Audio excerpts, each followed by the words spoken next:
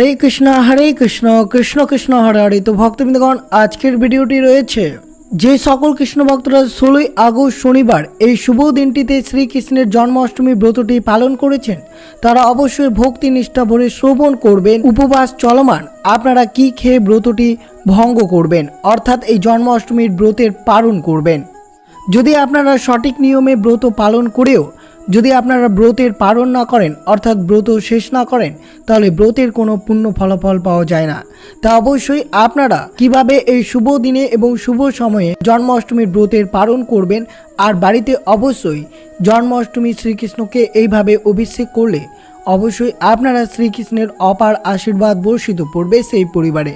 তো অবশ্যই আপনাদের শ্রবণ করতে হবে যে কিভাবে ব্রতের পালন করবেন, কিভাবে এই দিনটি অতিবাহিত করবেন এবং কিভাবে মধ্যরাতে আপনারা কোন কোন খাবার গ্রহণ করবেন। তো অবশ্যই ভিডিওটি আপনারা শুরু থেকে শেষ পর্যন্ত ভক্তি সহকারে শ্রবণ করবেন। আর